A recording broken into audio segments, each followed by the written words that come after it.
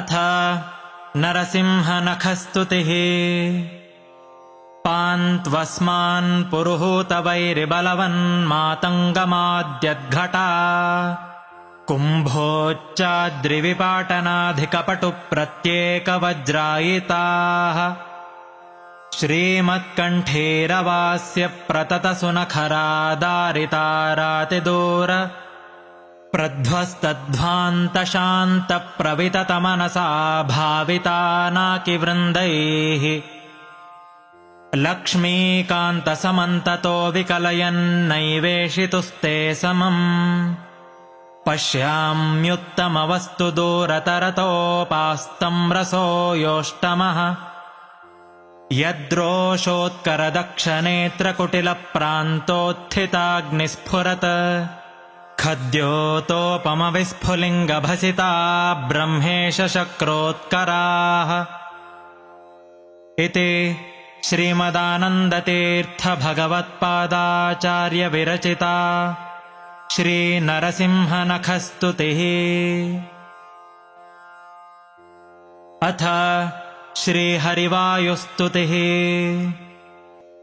श्रीमद्विष्णुमङ्घ्रिनिष्ठातिगुणगुरुतमः श्रीमदानन्दतीर्थ त्रैलोक्याचार्यपादोज्ज्वलजलजलसत्पांसवोऽस्मान् पुनन्तु वाचां यत्र प्रणेत्री त्रिभुवनमहिता शारदा शारदेन्दु ज्योत्स्ना भद्रस्मितश्रीधवलितककुभा प्रेमभारं बभार उत्कण्ठा कुण्ठकोलाहलजवविदिता जस्रसेवानुवृद्ध प्राज्ञात्मज्ञानधूतान्धतमससुमनो मौलिरत्नावलीनाम् भक्त्युद्रेकावगाढप्रघटनसघटात्कारसङ्घृष्यमाण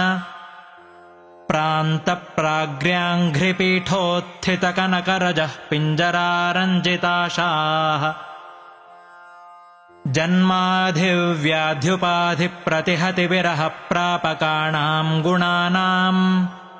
अग्र्याणामर्पकाणां चिरमुदितचिदानन्दसन्दोहदानाम्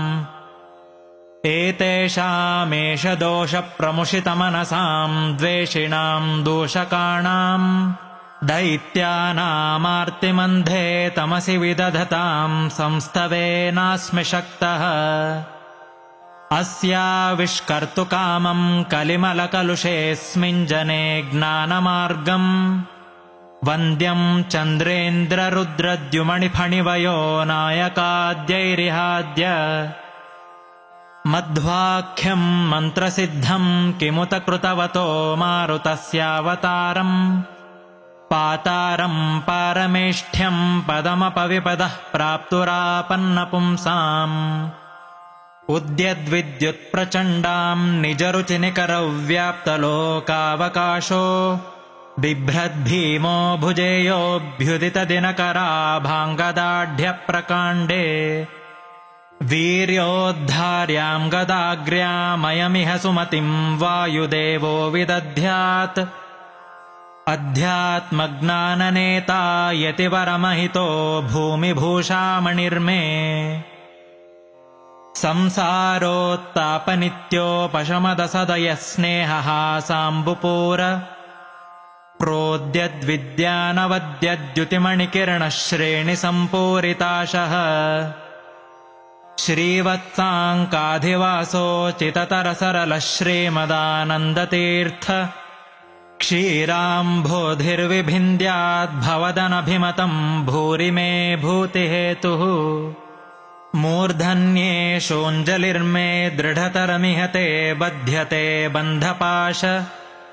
क्षेत्रे दात्रे सुखानां भजति भुवि भविष्यद्विधात्रेद्युभर्त्रे अत्यन्तं सन्ततं त्वं प्रदिशपदयुगे हन्त सन्तापभाजाम् अस्माकं भक्तिमेकां भगवत उत ते माधवस्याथवायोः साभ्रोष्णाभीषु शुभ्रप्रभमभयनभो भूरिभूभृद्विभूति भ्राजिष्णुर्भूर्भूणाम् भवनमपि विभो भेदि बभ्रे बभूवे येन भ्रूविभ्रमस्ते भ्रमयतु सुभृशम् बभ्रुवद्दुर्भृताशान् भ्रान्तिर्भेदावभासस्त्विति भयमभिभूः भोक्षतो मायि भिक्षून् ये मुम् भावम् भजन्ते सुरमुखसुजनाराधितम् ते तृतीयम् भासन्ते भासुरैस्ते सहचरचलितैश्चामरैश्चारुवेशाः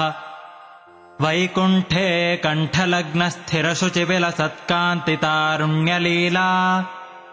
लावण्या पूर्णकान्ता कुचभरसुलभाश्लेषसम्मोदसान्द्राः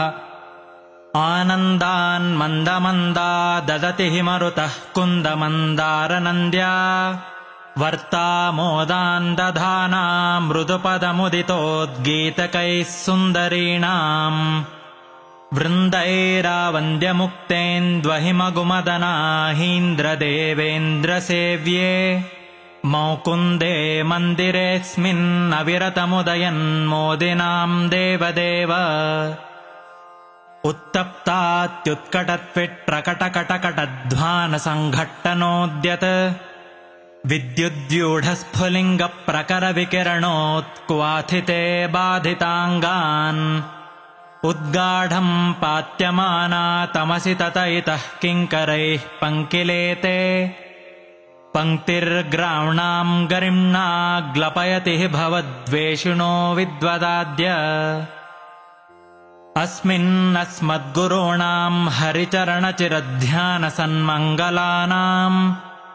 युष्माकम् पार्श्वभूमिम् धृतरणरणिकस्वर्गिसेव्याम् प्रपन्नः यस्तोदास्ते स आस्तेऽधिभवमसुलभक्लेशनिर्मोकमस्त प्रायानन्दम् कथञ्चिन्न वसति सततम् पञ्चकष्टेति कष्टे क्षुत्क्षामान् रूक्षरक्षोरदखरनखरक्षुण्णविक्षोभिताक्षान् आमग्नानन्धकूपे क्षुरमुखमुखरैः पक्षिभिर्विक्षताङ्गान् पूयासृङ्मूत्रविष्ठा कृमिकुलकलिले तत्क्षणा क्षिप्तशक्त्याद्यस्त्रव्रातार्दितांस्त्वद्विष उपजिहते वज्रकल्पाजलोकाः मातर्मे मातरिष्वन् पितरतुलगुरो भ्रातरिष्टाप्तबन्धो स्वामिन् सर्वान्तरात्मन्न जरजरयितर्जन्ममृत्यामयानाम् गोविन्दे देहि भक्तिम् भवति च भगवन्नूर्जिताम् निर्निमित्ताम् निर्व्याजाम् निश्चलाम् सद्गुणगणबृहतीम् शाश्वतीमाशुदेव विष्णोरत्युत्तमत्वादखिलगुणगणैस्तत्र भक्तिम् गरिष्ठाम् संश्लिष्टे श्रीधराभ्याममुमथ परिवारात्मना सेवकेषु यः सन्धत्ते विरिञ्चिश्वसनविहगपानन्त रुद्रेन्द्रपूर्वेष्वाध्यायंस्तारतम्यम् स्फुटमवति सदा वायुरस्मद्गुरुस्तम् तत्त्वज्ञान्मुक्तिभाजः सुखयसि हि गुरो योग्यता तारतम्यादाधत्से मिश्रबुद्धींस्त्रिदिवनिरयभूगोचरान्नित्यबद्धान् तामिस्रान्धादिकाख्ये तमसि सुबहुलम् दुःखयस्यन्यथाज्ञान् विष्णोराज्ञाभिरित्थम् श्रुतिशतमितिहासादिचाकर्णयामः वन्देऽहम् तम् हनूमानिति महितमहापौरुषो बाहुशाली ख्यातस्तेऽग्र्योऽवतारः सहित इह बहुब्रह्मचर्यादिधर्मैः सस्नेहानाम् सहस्वानहरहरहितम् निर्दहन् देहभाजाम् अम्हो मोहापहो यस्पृहयति महतीम् भक्तिमद्यापि रामे प्राक्पञ्चाशत्सहस्रैर्व्यवहितममितम् योजनैः पर्वतम् त्वम् यावत् सञ्जीवनाद्यौषधनिधिमधिकप्राणलङ्कामनैषीः अद्राक्षीदुत्पतन्तम् ततौत गिरिमुत्पाटयन्तम् गृहीत्वा यान्तम् खे राघवाङ्घ्रौ प्रणतमपि तदैकक्षणे त्वाम् हि लोकः क्षिप्तः पश्चात् सलीलम् शतमतुलमते योजनानाम् स उच्चः तावद्विस्तारवांश्चाप्युपललवैव व्यग्रबुद्ध्या त्वयातः स्वस्वस्थानस्थितातिस्थिरशकलशिलाजालसंश्लेषनष्ट छेदाङ्कः प्रागिवाभूत् कपिवरवपुषस्ते नमः कौशलाय दृष्ट्वा दुष्टाधिपोरस्फुटितकनकसद्वर्मघृष्टास्थिकूटम् निष्पिष्टम् हाटकाद्रिप्रकटतटतटाकातिशङ्को जनोऽभूत् येनाजौ रावणारिप्रियनटनपटुर्मुष्टिरिष्टम् प्रदेष्टुम् किम् नेष्टे मे सतेष्टा पदकटकतटित्कोटिभामृष्टकाष्ठः देव्यादेशप्रणीतिद्रुहिणहरवरावध्यरक्षो विघाता द्यासेव्योऽद्यद्दयार्द्रः सह भुजमकरोद्रामनामा मुकुन्दः दुष्प्रापे पारमेष्ठ्ये करतलमतुलम् मूर्ध्नि विन्यस्य धन्यम् तन्वन् भूयः प्रभूत प्रणय विकसिताब्जेक्षणस्त्वेक्षमाणः जघ्ने निघ्नेन विघ्नो बहुलबलबकध्वंसनाद्येन शोचत् विप्रानुक्रोशपाशैरसुविधृतिसुखस्यैकचक्राजनानाम् तस्मै ते देव कुर्मः कुरुकुलपतये कर्मणा च प्रणामान् किर्मीरम् दुर्मतीनाम् प्रथममथ च यो नर्मणा निर्ममाथ निर्मृद्नन्नत्ययत्नम् विजरवरजरासन्धकायास्थिसन्धीन् युद्धे त्वम् स्वध्वरे वा पशुमिव दमयन् विष्णुपक्षद्विडीशम् यावत्प्रत्यक्षभूतम् निखिलमखभुजम् तर्पयामासिथासौ तावत्यायोजितृप्त्या किमु वद भगवन् राजसूयाश्वमेधे क्ष्वेलाक्षीणाट्टहासम् तवर्णमरिहन्नुद्गदोद्दामबाहो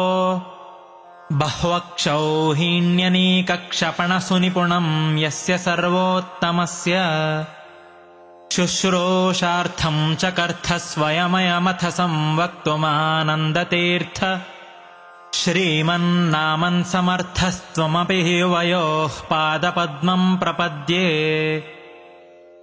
द्रुह्यन्तीम् हृद्रुहम् माम् द्रुतमनिलबलाद्रावयन्तीमविद्या निद्राम् विद्राव्य सद्यो रचनपटुमथापाद्यविद्यासमुद्र वाग्देवी सा सुविद्या द्रविणदविदिता द्रौपदी रुद्रपत्न्यात् द्युद्रिक्ताद्रागभद्राद्रहयतु दयिता पूर्वभीमाग्नया ते याभ्याम् शुश्रूषुरासीः कुरुकुलजनने क्षत्रविप्रोदिताभ्याम् ब्रह्मभ्याम् बृंहिताभ्याम् चितिसुखवपुषा कृष्णनामास्पदाभ्याम् निर्भेदाभ्याम् विशेषाद्विवचनविषयाभ्यामुभाभ्याममूभ्याम् तुभ्यम् च क्षेमदेभ्यः सरसिजविलसल्लोचनेभ्यो नमोऽस्तु गच्छन् सौगन्धिकार्थम् पथि स हनुमतः पुच्छमच्छस्य भीमः प्रोद्धर्तुम् नाशकत्सत्त्वमुरुवपुषा भीषयामास चेति पूर्णज्ञानौजसोऽस्ते गुरुतमवपुषोः श्रीमदानन्दतीर्थ क्रीडामात्रम् तदेतत्प्रमददसुधियाम् मोहकद्वेषभाजाम् बह्वीः कोटीरटीकः कुटिलकटुमतेनुत्कटाटोपकोपान् द्राक्षत्वम् सत्वरत्वाच्छरणदगदया पोथयामासिथारीन् उन्मथ्या तथ्यमिथ्यात्ववचनवचनानुत्पथस्थांस्तथान्यान् प्रायच्छस्व प्रियायै प्रियतमकुसुमं प्राणतस्मै नमस्ते। देहादुत्क्रामितानामधिपतिरसतामक्रमाद्वक्रबुद्धिः क्रुद्धः क्रोधैकवश्यः कृमिरिव मणिमान् दुष्कृतिनिष्क्रियार्थम् चक्रे भूचक्रमेत्यक्रकचमिव सताम् चेतसः कष्टशास्त्रम् दुस्तर्कम् चक्रपाणेर्गुणगणविरहम् जीवताम् चाधिकृत्य तद्दुष्प्रेक्षानुसारात् कतिपयकुनरैरादृतोऽन्यैर्विसृष्टो ब्रह्माहम् निर्गुणोऽहम् वितथमिदमिति ह्येष पाषण्डवादः तद्युक्त्या भासजालप्रसरविशतरोद्दाहदक्षप्रमाण ज्वालामालाधरोऽग्निः पवनविजयते देवतारस्तृतीयः आक्रोशन्तो निराशा भयभरविवशस्वाशयाश्छिन्नदर्पा वाशन्तो देशनाशस्त्विति बत कुधियाम् नाशमाशादशाशु धावन्तो श्लीलशीला वितथशपथशापाशिवाः शान्तशौर्याः तद्व्याख्या सिंहनादे सपदि ददृशिरे मायिगो मायवस्ते त्रिष्वप्येवावतारेष्वरिभिरपघृणम् हिंसितो निर्विकारः सर्वज्ञः सर्वशक्तिः सकलगुणगणा पूर्णरूपप्रगल्भः स्वच्छस्वच्छन्दमृत्युः सुखयसि सुजनम् देवकिम् चित्रमत्र त्राता यस्य त्रिधामा जगदुतवशगम् किङ्कराः शङ्कराद्याः उद्यन्मन्दस्मितः श्रीमृदुमधुमधुरालापपीयूषधारा पूरासेकोपशान्ता सुखसुजनमनोलोचना पीयमानम् सन्द्रक्ष्ये सुन्दरम् सन्दुहदिह महदानन्दमानन्दतीर्थ श्रीमद्वक्त्रेन्दुबिम्बम् दुरितनुदुदितम् नित्यदाहम् कदा नु प्राचीनाचीर्णपुण्योच्चयचतुरतराचारतश्चारुचित्तान् अत्युच्चाम्रोचयन्तीम् श्रुतिचितवचनान् श्रावकांश्चोद्यचञ्चून् व्याख्यामुत्खातदुःखाम् चिरमुचितमहाचार्यचिन्तारतांस्ते चित्राम् सच्छास्त्रकर्तश्चरणपरिचरान् श्रावयास्मांश्च किञ्चित् पीठे रत्नोपकृप्ते रुचिररुचिमणिज्योतिषा सन्निषण्णम् ब्रह्माणम् भाविनम् त्वाम् ज्वलति निजपदे वैदिकाद्या हि विद्याः सेवन्ते मूर्तिमत्यः सुचरितचरितम् भाति गन्धर्वगीतम् प्रत्येकम् देवसंसत्स्वपि तव भगवन्नर्तितद्यो वधूषु सानुक्रोशैरजस्रम् जनिमृतिनिरयाद्यूर्मिमालाविलेऽस्मिन् संसाराब्धौ निमग्नान् शरणमशरणानिच्छतो वीक्ष्य जन्तून् युष्माभिः प्रार्थितः सन् जलनिधिशयनः सत्यवत्याम् महर्षेः व्यक्तश्चिन्मात्रमूर्तिर्न खलु भगवतः प्राकृतो जातु देहः अस्तव्यस्तम् समस्तः श्रुतिगतमधमैरत्नपूगम् यथान्धैः अर्थम् लोकोपकृत्यै गुणगणनिलयः सूत्रयामास कृत्स्नम् योऽसौ व्यासाभिधानस्तमहमहरहर्भक्तितस्त्वत्प्रसादात् सद्यो विद्योपलब्ध्यै गुरुतमम गुरुम् देवदेवम् नमामि आज्ञामन्यैरधार्याम् शिरसि परिसरद्रश्मिकोटीरकोटौ कृष्णस्याक्लिष्टकर्मा दधदनुसरणादर्थितो देवसङ्घैः भूमावागत्य भूमन्न सुकरमकरोर्ब्रह्मसूत्रस्य भाष्यम् दुर्भाष्यम् व्यस्य दस्योर्मणिमत उदितम् वेद सद्युक्तिभिस्त्वम् भूत्वा क्षेत्रे विशुद्धे द्विजगणनिलये रूप्यपीठाभिधाने तत्रापि ब्रह्मजातिस्त्रिभुवनविशदे मध्यगेहाख्यगेहे पारिव्राज्याधिराजः पुनरपि बदरीम् प्राप्य कृष्णम् च नत्वा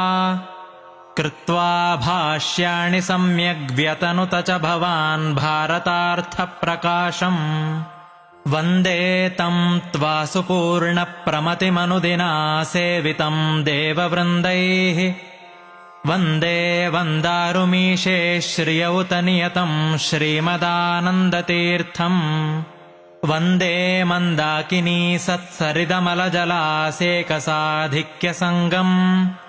वन्देऽहम् देवभक्त्या भवभयदहनम् सज्जनान्मोदयन्तम्